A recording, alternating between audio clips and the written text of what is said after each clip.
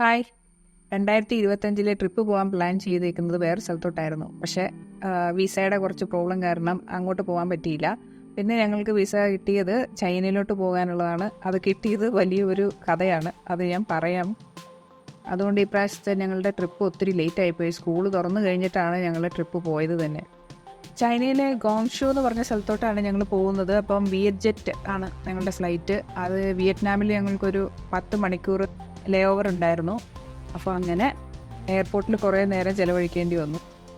ഒത്തിരി സമയമുള്ളതുകൊണ്ട് ഇവിടെ ഇങ്ങനെ ഇരുന്നപ്പോഴത്തേനും ഇവിടുത്തെ മേഘങ്ങളൊക്കെ മഴ പെയ്യാനായിട്ടുള്ള ഇതാന്ന് തോന്നുന്നു. അത് കാരണം മേഘങ്ങളൊക്കെ നല്ല രസം ഉണ്ടായിരുന്നു കാണാൻ. അത് കാരണം അവിടെ നിന്ന് കുറേ നേരം വീഡിയോ ഒക്കെ എടുത്തു. നല്ല രസം കാണാനായിട്ട്. കുറേ നേരം കിടന്ന് ഉറങ്ങി, കുറേ നേരം കളിച്ചു, കുറേ നേരം അങ്ങോട്ടും ഇങ്ങോട്ടും ഒക്കെ നടന്നു. അങ്ങനെ കുറേ നേരം സമയം കളഞ്ഞു. 10 മണിക്കൂർ. അങ്ങനെ 8:30 ആയപ്പോഴത്തേനും ഞങ്ങൾ ചൈനയിലോട്ടുള്ള ഫ്ലൈറ്റ് കയറി.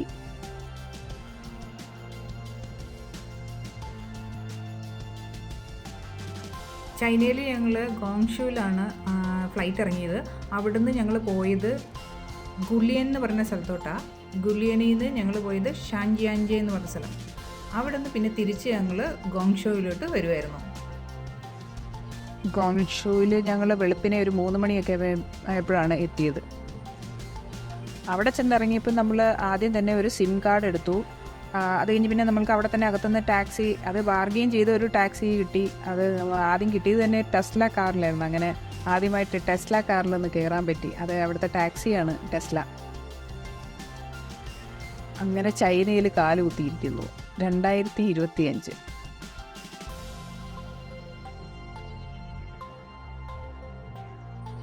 ഇവരുടെ ടോളൊക്കെ കാണണം. ടോളും റോഡും ഒക്കെ അടിപൊളി. നമ്മുടെ നാട്ടിലെ വെച്ച് നോക്കുമ്പോഴത്തേനും എൻ്റെ അമ്മയെ ഇതെന്തോ എന്ന് തോന്നും. ടോളിലൊന്നും വെയിറ്റ് ചെയ്യേണ്ടി വന്നില്ല. നമ്മൾ നേരെ അങ്ങ് പോവുകയാണ് കാറൊക്കെ.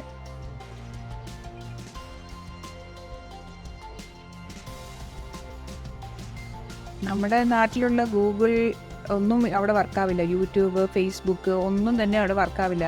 VPN എടുത്താൽ മാത്രമേ നമുക്ക് അവിടെ മറ്റുള്ള നമ്മളുടെ ആപ്പുകളൊക്കെ യൂസ് ചെയ്യാനായിട്ട് പറ്റുള്ളൂ.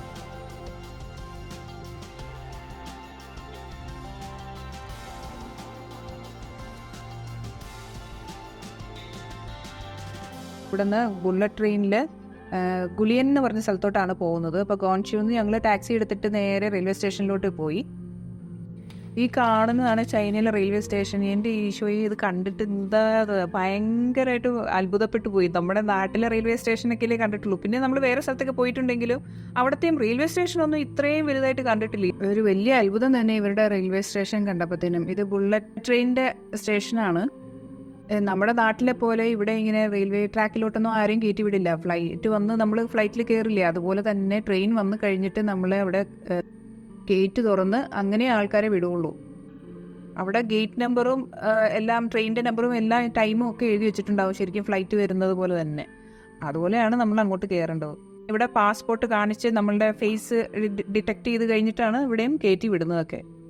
നമ്മളിത് ആദ്യമായിട്ടുള്ള ഒരു അനുഭവമായിട്ടിപ്പം ഭയങ്കര ഒരു രസമായിട്ട് തോന്നിയത്. എന്നാലും റെയിൽവേ സ്റ്റേഷൻ ഇത്രയും അടിപൊളിയായിരിക്കും എന്ന് ഒരിക്കലും വിചാരിച്ചില്ല. ഞങ്ങളവിടെ ആരോടൊക്കെ നമ്മൾ ചോദിക്കുവാണെങ്കിൽ തന്നെ നമുക്ക് ഡൗട്ട് ക്ലിയർ ചെയ്യാനൊന്നും ആരും നിന്നൊന്നും തരത്തില്ല. നമ്മൾ ഒന്നല്ലെങ്കിൽ നമുക്ക് തന്നെ കണ്ടുപിടിക്കണം എല്ലാ കാര്യങ്ങളും. അവരങ്ങോട്ടും ഇങ്ങോട്ടുമൊക്കെ ചിലപ്പോൾ ചോദിച്ചു കഴിയുമ്പോൾ കൈ കൂട്ടി കാണിക്കും. പറ്റിയാൽ നമുക്ക് ആ കറക്റ്റ് സ്ഥലത്ത് ചെല്ലാൻ പറ്റും. പിന്നെ ടൈമൊക്കെ ഭയങ്കര ഇതാണ്. അവരുടെ കറക്റ്റ് ടൈമിൽ നമ്മളവിടെ ചെന്നിരിക്കണം, ഇല്ലെങ്കിൽ ട്രെയിനിൻ്റെ പാട്ടിന് പോകും.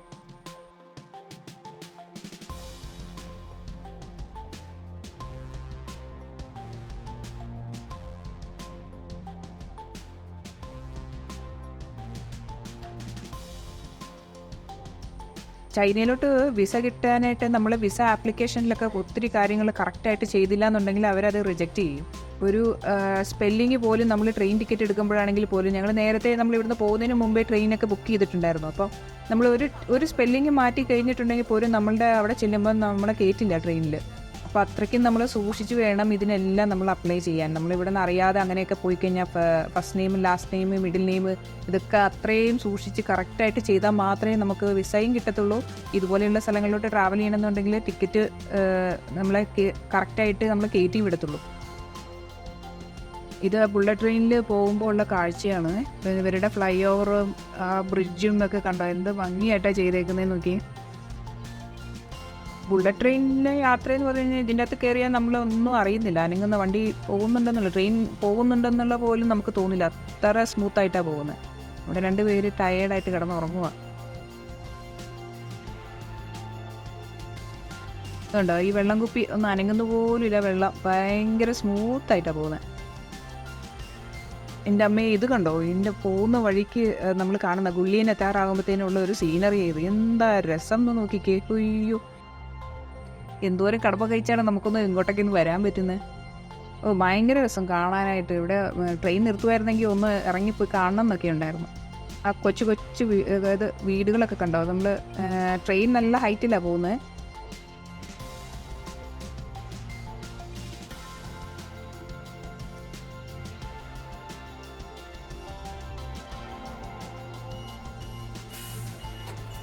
ചൈനയിലോട്ട് വരാനാണെങ്കിൽ ഒരുപാട് പേർക്ക് ബുദ്ധിമുട്ടായിരുന്നെന്നാണ് പറഞ്ഞത് വിസ കിട്ടാനൊക്കെ ആയിട്ട്. എന്താണെന്ന് വെച്ച് കഴിഞ്ഞാൽ ഇത് നമ്മുടെ ഫാദറിൻ്റെയും മദറിൻ്റെയും ഡേറ്റ് ഓഫ് ബർത്തും അവരുടെ സകല ഡീറ്റെയിൽസും ഒക്കെ നമ്മൾ കൊടുക്കേണ്ടതായിട്ട് വരും. അപ്പോൾ നമ്മുടെ ഡോക്യുമെൻറ്റ്സ് എല്ലാം പ്രോപ്പർ ആണോ എന്നുള്ളത് അവർ ശരിക്കും ചെക്ക് ചെയ്യും. അത് കറക്റ്റ് ആയില്ലെന്നുണ്ടെങ്കിലും അവർ റിജക്റ്റ് ചെയ്യും. എന്തെങ്കിലും ഒരു ചെറിയ മിസ്റ്റേക്ക് വന്നാൽ പോലും അവരത് റിജക്റ്റ് ചെയ്യും. ഞങ്ങൾക്കിപ്പോൾ 3 പേരുടെയും വിസ കിട്ടി, ഒരാളുടെ മാത്രം വിസ കിട്ടിയില്ല. രണ്ടാമത് പിന്നെ ഞങ്ങൾ ഒന്നും കൂടെ അപ്ലൈ ചെയ്യേണ്ടതായിട്ട് വന്നിരുന്നു. അത് ആദ്യത്തെ ഫോമിൽ ഞങ്ങൾക്കൊരു ചെറിയ മിസ്റ്റേക്ക് വന്നതുകൊണ്ടാണ് അവരത് റിജക്റ്റ് ചെയ്തത്. പിന്നെ ഇവർ റിജക്റ്റ് ചെയ്തത് എന്തിനാന്ന് പോലും നമുക്ക് മനസ്സിലാവില്ല, അതിൻ്റെ ഡീറ്റെയിൽ ഒന്നും അവർ എടുത്തുമില്ല. അപ്പോൾ നമ്മൾ തന്നെ അത് ചെക്ക് ചെയ്തിട്ട് നമുക്ക് നല്ല ഉറപ്പുണ്ടെങ്കിൽ നമുക്ക് രണ്ടാമത് അപ്ലൈ ചെയ്യാം. മറ്റ് രാജ്യങ്ങളിലേക്ക് പോകുന്ന പോലെ ആയിരുന്നില്ല ഞങ്ങളുടെ ഇപ്രാവശ്യത്തെ ചൈനയിലോട്ടുള്ള ഒരു ട്രിപ്പ്.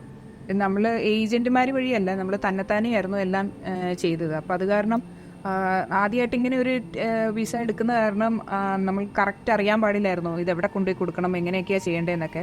ഞങ്ങൾ ശരിക്കും പറഞ്ഞാൽ ചൈനയിലേക്കുള്ള വിസയ്ക്ക് ഞങ്ങൾ ഡൽഹിയിൽ പോയിട്ട് VFSൽ പോയി സ്ട്രെയിറ്റ് ആയിട്ട് കൊടുക്കുമായിരുന്നു വിസയുടെ ആപ്ലിക്കേഷൻ. ഞങ്ങൾക്ക് 2.5 മണിക്കൂറായിരുന്നു ബുള്ളറ്റ് ട്രെയിനിലുണ്ടായിരുന്നത്. നമ്മുടെ ഹോട്ടലിൽ നിന്ന് ഒരാൾ വന്നിട്ടുണ്ടായിരുന്നു നമ്മളെ പിക്ക് ചെയ്യാനായിട്ട്. അയാൾ പുറത്ത് വന്ന് വെയിറ്റ് ചെയ്യുന്നതായി കാണുന്നത്. ഇതാണ് ഗുലിയൻ റെയിൽവേ സ്റ്റേഷൻ.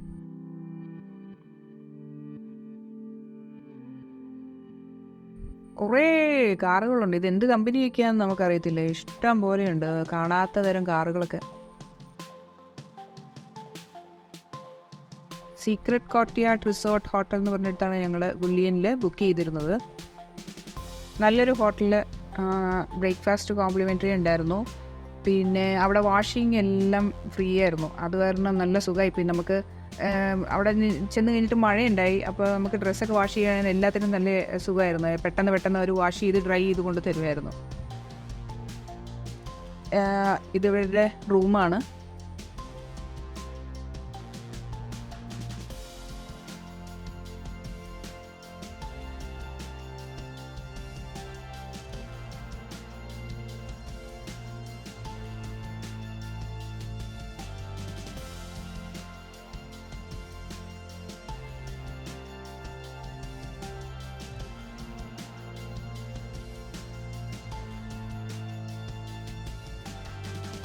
ആദ്യത്തെ ദിവസം ഞങ്ങൾ വന്ന് കുറച്ച് നേരം റെസ്റ്റൊക്കെ എടുത്തു, എല്ലാവരും കിടന്നൊന്ന് ഉറങ്ങി.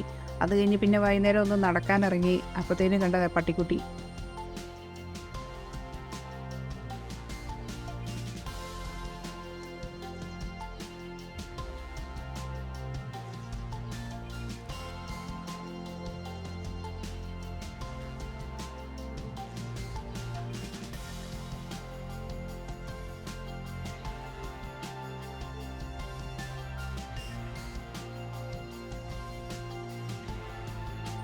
ഇവിടെ നമുക്ക് 2 വീലർ എടുക്കാൻ പറ്റും.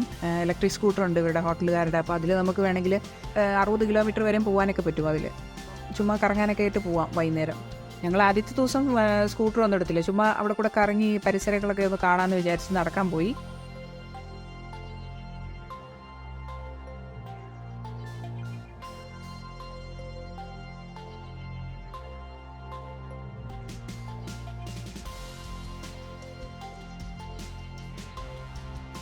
ഇതിൻ്റെ തൊട്ടടുത്ത് കൂടെ ഒരു റിവറുണ്ട്. ഇത് കണ്ടോ, ഒരു മരത്തിൽ നമ്മളുടെ എന്താ പറയുന്നത് വിഷുക്കണിക്കൊന്ന പോലെ ഒരു സാധനം, ഇതിൽ പൂവുണ്ടായിട്ടില്ല, കാ മാത്രമേ ഉണ്ടായി, ഇങ്ങനെ കിടപ്പുണ്ട്.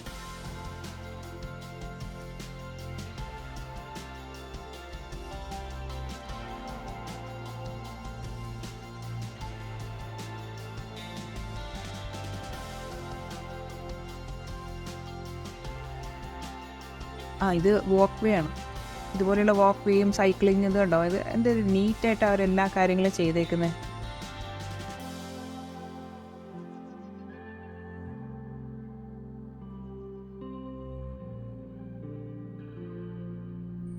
പുലിക്കുട്ടിയെ പോലെയുണ്ട് ആ പട്ടീനെ കണ്ടിട്ട്.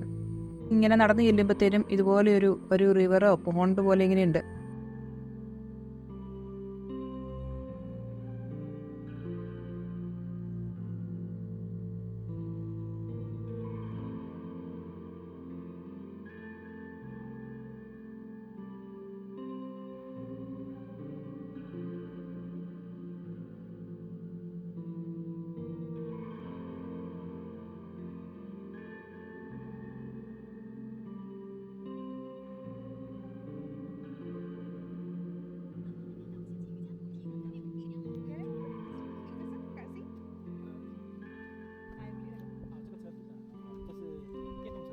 പോകുന്ന വഴിക്ക് ഇതേണ്ട ഇവിടെ ഒരു കുഞ്ഞു സോപ്പ് പൊട്ടി പോലെ ഒരു സാധനം കിടക്കുന്നു, കാർ.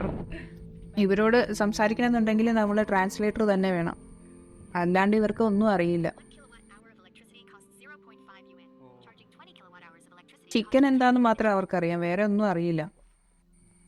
അയാൾ വണ്ടി എന്തോരം എത്ര ചാർജിങ്, എത്ര നേരം, എത്ര കിലോമീറ്റർ ഓടും, അങ്ങനെയുള്ള കാര്യങ്ങളൊക്കെ അയാളോട് ചോദിച്ച് മനസ്സിലാക്കുമായിരുന്നു. ട്രാൻസ്ലേറ്റർ ഉള്ളതുകൊണ്ട് നമുക്ക് അവരോടിട്ട് സംസാരിക്കാൻ പറ്റും.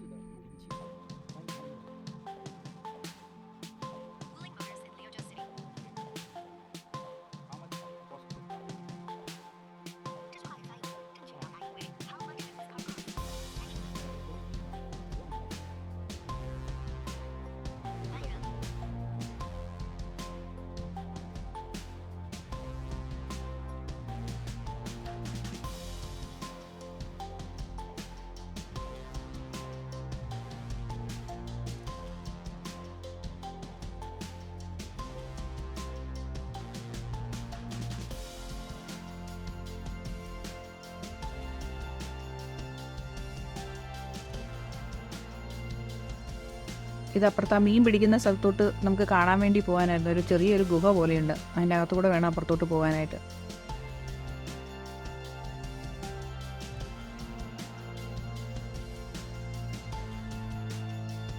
ഇവിടെ ഇവർ മീൻ പിടിക്കുന്നത് കണ്ടോ, ഇതിൻ്റെ അകത്ത് മീന് തീറ്റയൊന്നും ഇട്ട് കൊടുക്കുന്നൊന്നുമില്ല. ഇതിൻ്റെ തുമ്പറ്റത്ത് ഒരു മീനുണ്ട്, ഈ കുളത്തിൻ്റെ അറ്റത്ത് എന്തോ പ്ലാസ്റ്റിക്കിൻ്റെ ഒരു സാധനം. ആ സാധനം മാത്രമേ ഇടുന്നുള്ളൂ. ചുമ്മാ വീശിക്കൊണ്ടിരിക്കുന്നു, മീൻ വന്ന് അതിൽ പിടിക്കുന്നു. അങ്ങനെ എന്തൊരു എളുപ്പത്തിലാണെന്നറിയാം അയാൾ മീൻ പിടിക്കുന്നത്.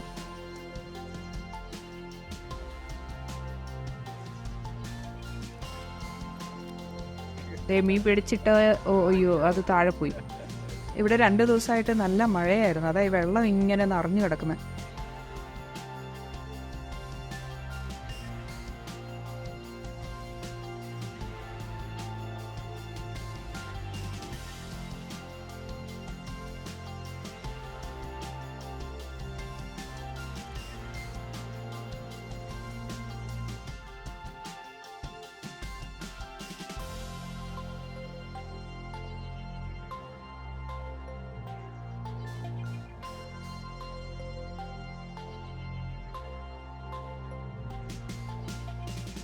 പിന്നെ അന്ന് വൈകിട്ട് ഞങ്ങൾ ഒരു സ്ട്രീറ്റിൽ പോയിട്ടാണ് ഫുഡ് കഴിച്ചത്.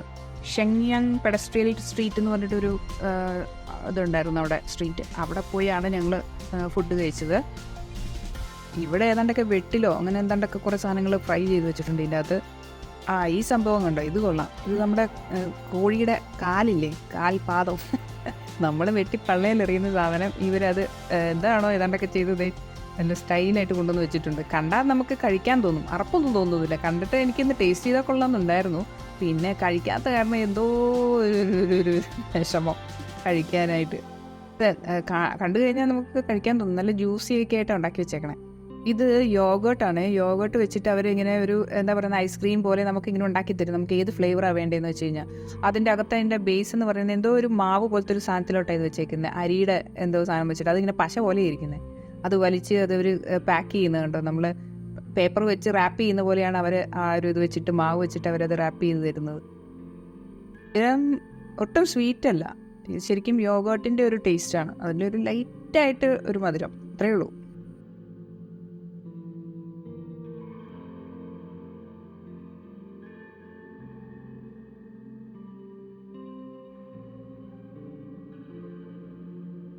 പിന്നെ ഒരു ഐസ്ക്രീമും കഴിച്ചു.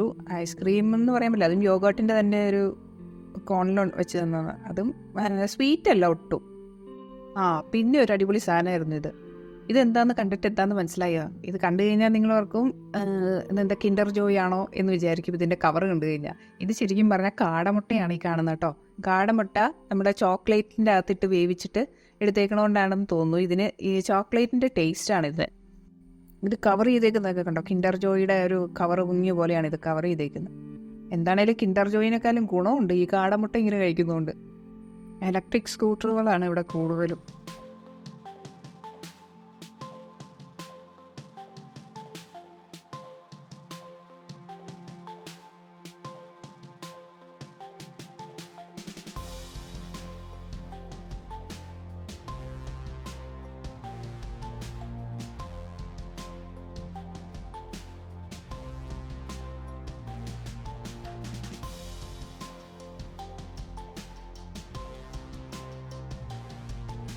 നെക്സ്റ്റ് ഡേയിൽ നമ്മൾ രാവിലെ പോയത് എലിഫൻറ്റ് ട്രങ്ക് കാണാൻ വേണ്ടിയിട്ടാണ്.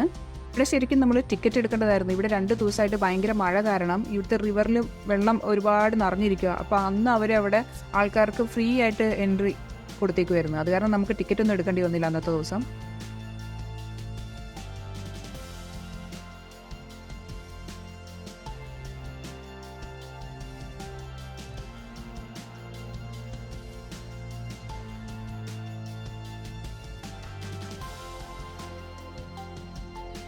ഈ കാണുന്നതാണ് എലിഫൻറ്റ് ട്രങ്ക്. ഇത് കണ്ടോ, ശരിക്കും നമ്മൾ നോക്കുമ്പോഴത്തേനും ആനയുടെ ഒരു തുമ്പിക്കൈ, അത് കഴിഞ്ഞ് ആനയുടെ പുറത്ത് ഒരു കുറച്ച് മേളിലായിട്ട് കണ്ടോ ഒരു ചെറിയൊരു പക്കോട പോലെയുണ്ട്. ഇതൊക്കെ നാച്ചുറലായിട്ട് ഉണ്ടായേക്കുന്നതാണ് കേട്ടോ. ഇവിടെ മിക്ക സ്ഥലത്തും നോക്കി കഴിഞ്ഞിട്ടുണ്ടെങ്കിൽ എവിടെ നോക്കിയാലും ഏകദേശം ഈ ഒരു ഷേപ്പിലാണ് നമുക്ക് കാണാൻ പറ്റുന്നത്. ഈ ചെറിയ കണ്ണിൻ്റെയൊക്കെ ആ ഭാഗത്തൊക്കെ പാറ ഇങ്ങനെ തുരന്ന പോലെ ഇരിക്കും. അത് ശരിക്കും പറഞ്ഞാൽ അത് പൊളിഞ്ഞു പോകുന്നത്, അടർന്നു പോകുന്നതാണ് ഇവിടുത്തെ. ഇതിൻ്റെ ശരിക്കും പറഞ്ഞാൽ ഈ ട്രങ്കിൻ്റെ ബാക്കിൽ വേറൊരെണ്ണം കൂടി ഉണ്ട്, വേറൊരു എലിഫൻറ്റ് കൂടി ഉണ്ട്. അത് നമ്മൾ ഒരു ചെറിയ സൈഡ് അങ്ങോട്ടും ഇങ്ങോട്ടൊക്കെ മാറുമ്പോഴത്തേനും നമുക്കത് കാണാൻ പറ്റും. ഒരു ആന തുമ്പിക്കൈ കൊണ്ട് വെള്ളം കുടിക്കുന്ന പോലെ തോന്നും ഇത് കണ്ടു കഴിഞ്ഞിട്ടുണ്ടെങ്കിൽ. അതുകൊണ്ടാണ് ഇതിന് എലിഫൻറ്റ് ട്രങ്ക് എന്ന് പേര് വന്നേക്കുന്നതെന്നാണ് പറയുന്നത്. പിന്നെ ഇവിടെ വരുന്നവരെല്ലാവരും ഇവിടെ നിന്ന് റെൻറ്റിനൊക്കെ നമുക്ക് ഇത് ഇതുപോലെയുള്ള ഡ്രസ്സും അവരുടെ ഈ ഓർണമെൻറ്റ്സും ഒക്കെ ഇട്ട് അവരുടെ ട്രഡീഷണൽ ആയിട്ടുള്ള ആ ഒരു രീതിയിൽ ഡ്രസ്സിങ് ഒക്കെ ഇവർ ചെയ്തു തരും. നമ്മൾ കാശ് കൊടുക്കണം, എന്നിട്ട് നമുക്ക് അവിടെ പോയി നിന്ന് ഫോട്ടോ എടുത്തിട്ട് അത് തിരിച്ചു കൊണ്ടുവന്ന് കൊടുക്കണം.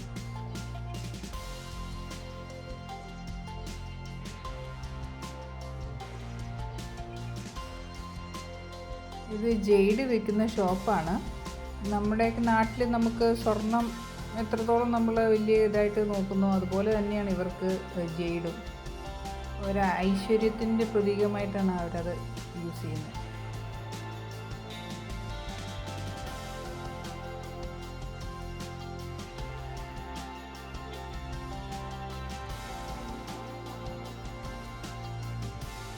ആ എലിഫൻറ്റ് ട്രങ്കിൻ്റെ അകത്തോട്ട് നമുക്ക് ക്രോസ് ചെയ്ത് അവിടെ പോയി നമുക്ക് അതിൻ്റെ അകത്ത് ഉള്ള ഒരു കേവുകളൊക്കെ കാണാൻ പറ്റും. അവിടെ നിന്ന് നോക്കുമ്പോൾ നമുക്ക് കുറച്ച് സിറ്റിയും അങ്ങനെയുള്ളതൊക്കെ കാണാൻ പറ്റും.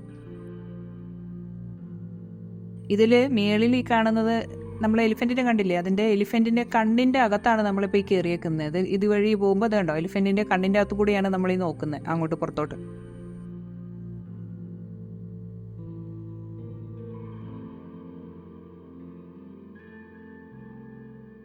ഈ ഭാഗത്തിന് വാട്ടർ മൂൺ കേവ് എന്നാണ് പറയുന്നത്.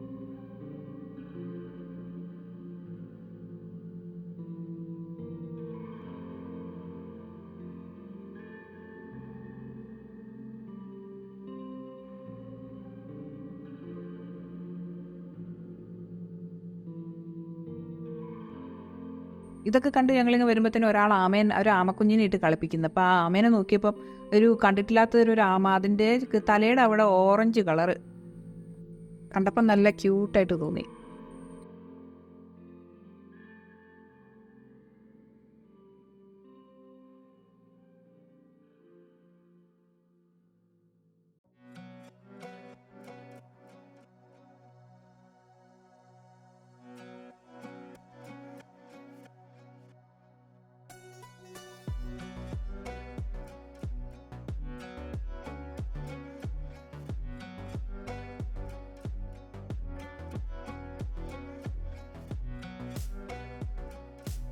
ഇവിടെ നമ്മൾക്ക് നമ്മുടെ മെട്രോ സ്റ്റേഷൻ്റെ ഒക്കെ അവിടെ ബൈക്കൊക്കെ വെച്ചിട്ട് സൈക്കിളൊക്കെ വെച്ചിട്ട് നമ്മൾ സ്കാൻ ചെയ്തെടുത്തോണ്ട് പോകില്ലേ, അതുപോലെ തന്നെയാണ് ഇവിടെയും ബൈക്കുകളൊക്കെ നമുക്ക് സ്കാൻ ചെയ്ത് എടുത്തോണ്ട് പോകാൻ പറ്റും. പിന്നെ ഇതിൻ്റെ അടുത്ത് തന്നെ ഉണ്ടായിരുന്ന ഒരു ഇത് കാണാൻ പോയത് സൺ ആൻഡ് മൂൺ പക്കോട എന്ന് പറയും. ഒരു ഗോപുരം പോലെ ഇങ്ങനെ തട്ടുതട്ടായിട്ട് ഉള്ളത്. ഒന്നിന് രാത്രി ആയിക്കഴിഞ്ഞാൽ ഇവിടെ ലൈറ്റ് ഇടും ഇതിൽ.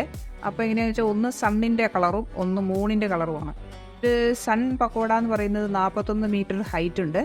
ഇതിൻ്റെ അകത്ത് 9 നിലകളുണ്ട്. മൂൺ പകോഡ എന്ന് പറയുന്നത് 35 മീറ്ററും 7 നിലകളുമാണുള്ളത്. ഇതിൻ്റെ അടിയിൽ ഗ്ലാസ് അണ്ടർ വാട്ടർ ടണലുണ്ട്. അപ്പോൾ അതുവഴി നമുക്ക് ഇതിൻ്റെ അകത്ത് പോയി ഇതിൻ്റെ മുകളിലോട്ടൊക്കെ കയറി കാണുകയൊക്കെ ചെയ്യാൻ പറ്റും. ഇവിടെ നൈറ്റ് ഷോകളുണ്ട് ഇതിൻ്റെ അടുത്തൊക്കെ ആയിട്ട്. അപ്പോൾ എപ്പോഴും ഇങ്ങനെ ഡാൻസ് പരിപാടികളൊക്കെ ഉണ്ടാകും രാത്രിയിൽ. അപ്പോൾ അതിനെ പ്രാക്ടീസ് ചെയ്യുന്നത് ഇവരൊക്കെ.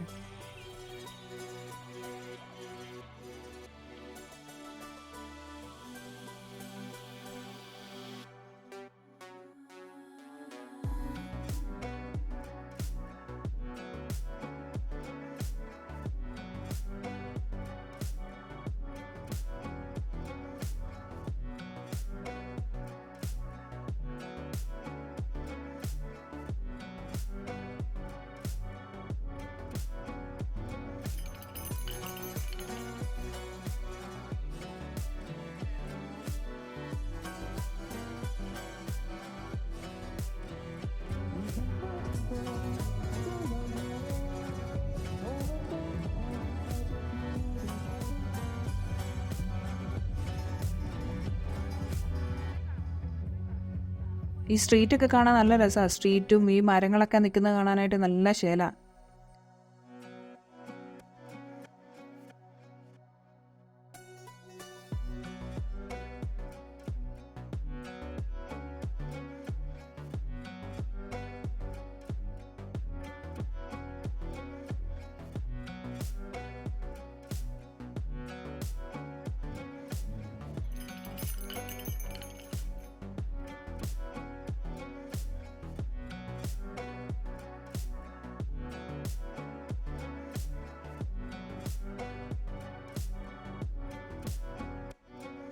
ഇവിടെ വൈകിട്ടൊക്കെ ലൈവ് ഷോകളൊക്കെ ഉണ്ട്, മ്യൂസിക്കും പിന്നെ ബോട്ടിങ്ങും അങ്ങനെയുള്ള കാര്യങ്ങളൊക്കെ ഉണ്ട് ഇവിടെ ആയിട്ട്.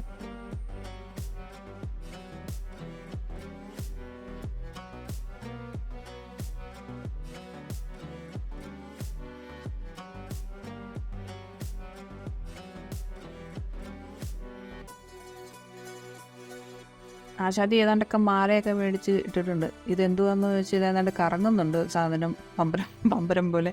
അത് തുറന്നു കഴിയുമ്പോൾ അതിൻ്റെ അകത്ത് ഏതാണ്ട് ക്ലോക്ക് ഉണ്ടെന്നാണ് പറഞ്ഞേക്കുന്നത്. ഇവിടെ ഇപ്പോൾ 7 മണി ആയിട്ടുണ്ട്. പക്ഷെ കണ്ടു കഴിഞ്ഞിട്ടുണ്ടെങ്കിൽ പകൽ നല്ല വെളിച്ചമാണ്.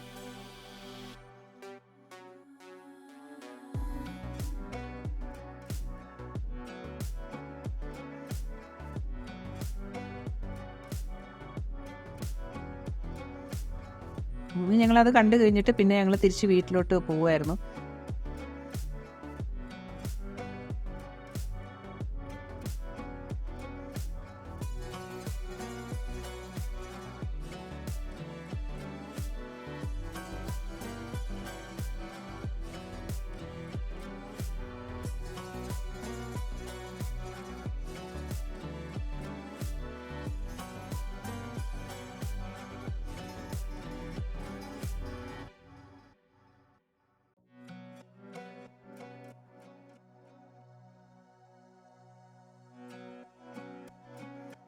പക്ഷെ ഇവിടുത്തെ ഒരു റോഡ് സിസ്റ്റം കണ്ടോ, ഇതെന്താണെന്ന് വെച്ചാൽ നമ്മൾ കാറ് പോകുന്നിടത്ത് കൂടെ 2 വീലറുകളൊന്നും പോകത്തില്ല. അതിന് സെപ്പറേറ്റ് ആയിട്ട് ഒരു റോഡ് പണിത് കൊടുത്തേക്കുവാണ്. അത് അടിപൊളിയായിട്ട് തോന്നി. കാരണം വണ്ടി ഓടിക്കുന്നവർക്ക് ഈ 2 വീലർ ഇടയ്ക്ക് കൂടെ വരുന്നുള്ള ടെൻഷൻ വേണ്ട. അത്ര നല്ല രസമായിട്ടാണ് അത് ആ ഒരു റൂള് കീപ്പ് ചെയ്തവർ പോകുന്നത്.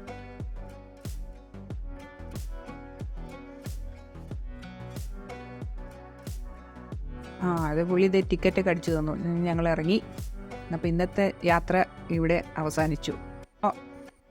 അപ്പോൾ ചൈനയിലെ അടുത്ത കാഴ്ചകൾ നമുക്ക് അടുത്ത എപ്പിസോഡിൽ കാണാം. ബൈ.